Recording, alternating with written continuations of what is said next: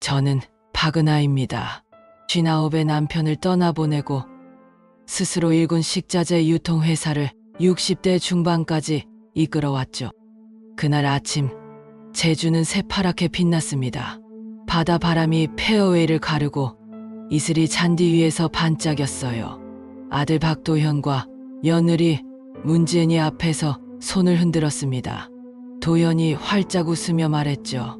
어머니, 오늘 일찍 일어나 산책하셨다면서요.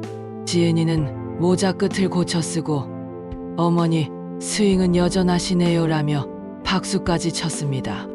말투는 정중했지만 어딘가 빈틈이 느껴졌어요.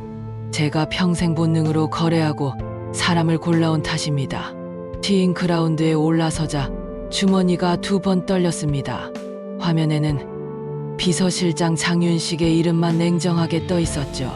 저는 휴가 중에 급하지 않으면 연락하지 말라 했습니다. 그래서 더 불길했어요. 전화를 받자마자 장윤식이 숨을 고르지도 못하고 말했죠. 회장님, 지금 클럽하우스 뒤편 주차장으로 가셔야 합니다. 묻지 마시고 바로 움직이십시오. 그 목소리는 10여 년을 곁에서 들으며 배운 진실의 음색이었습니다. 저는 배를 움켜쥐며 말했습니다. 아침에 우유를 급하게 마신 게 탈이 났나 보다. 화장실 좀 다녀오마. 지은이는 함께 가겠다고 했죠.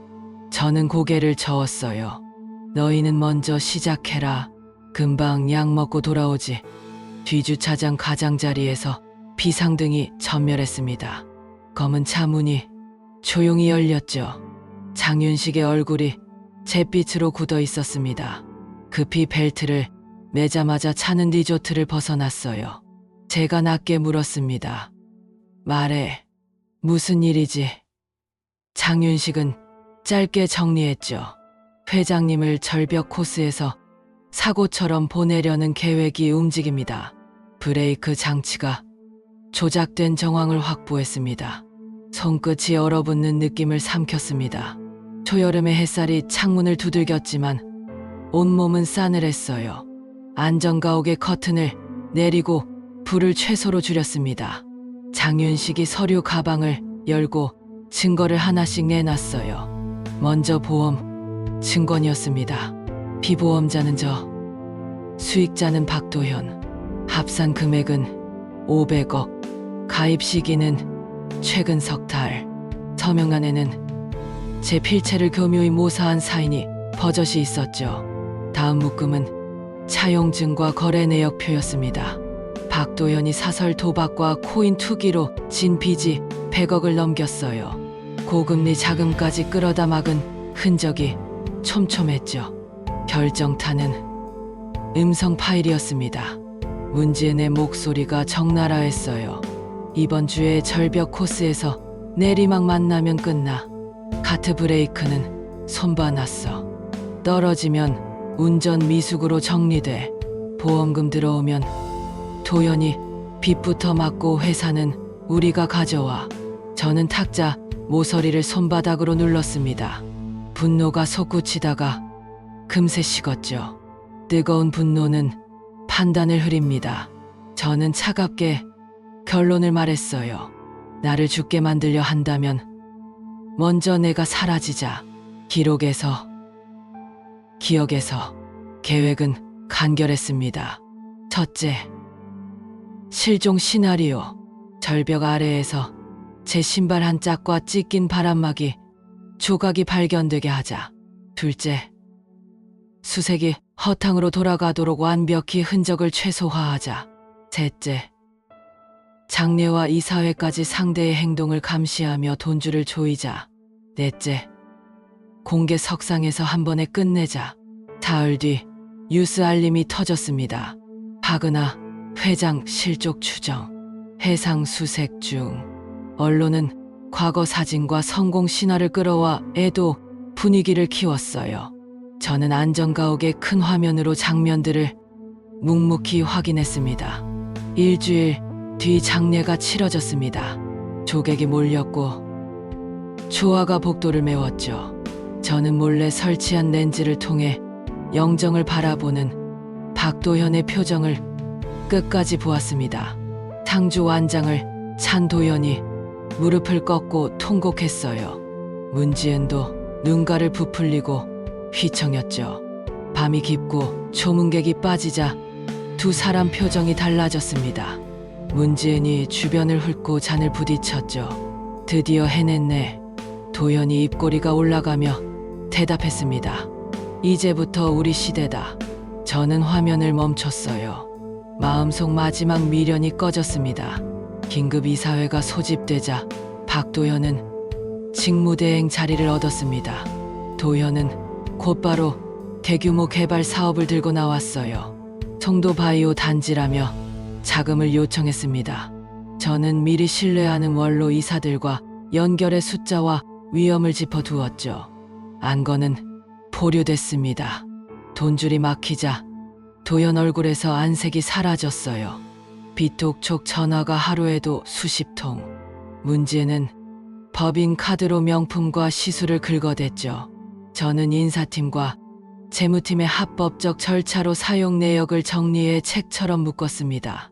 그 묶음은 박도연의 책상 위로 조용히 올려졌어요. 문지은에게는 호텔 바에서 젊은 남성과 웃고 있는 사진 몇 장이 익명으로 갔습니다.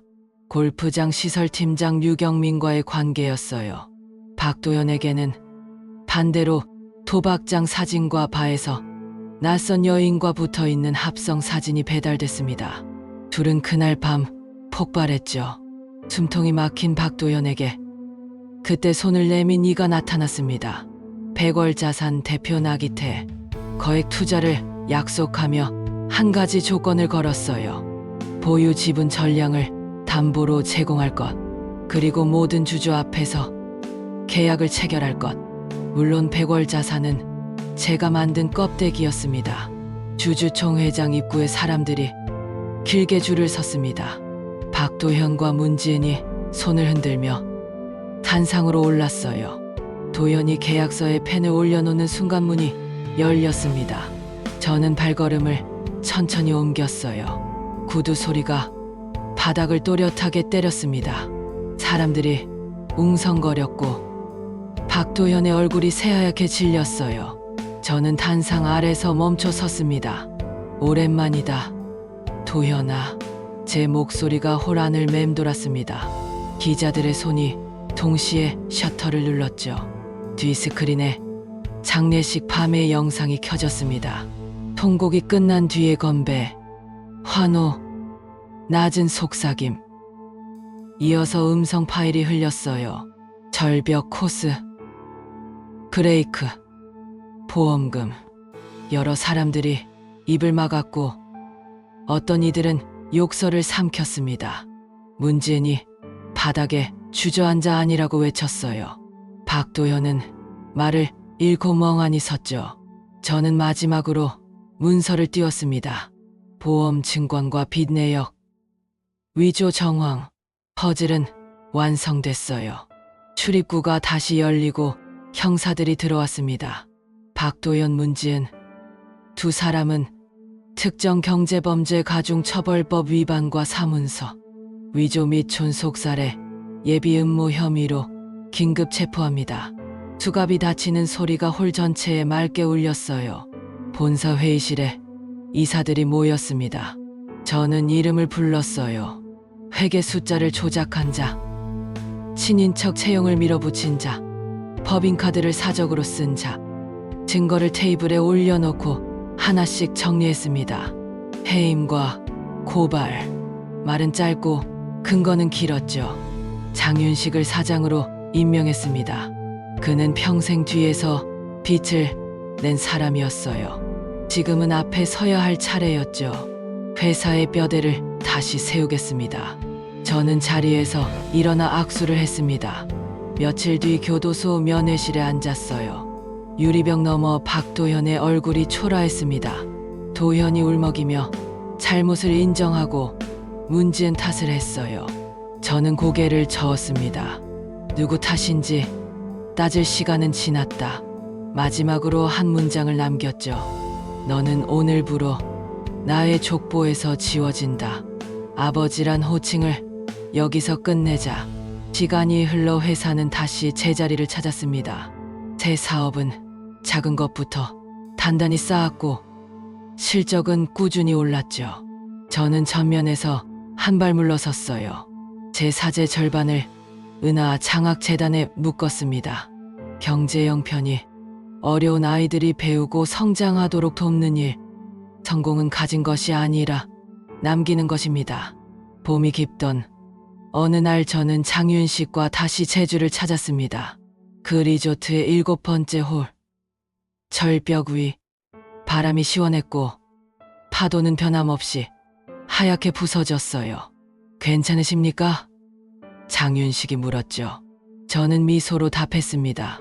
이제 이곳은 무서운 장소가 아니라 완성의 장소입니다.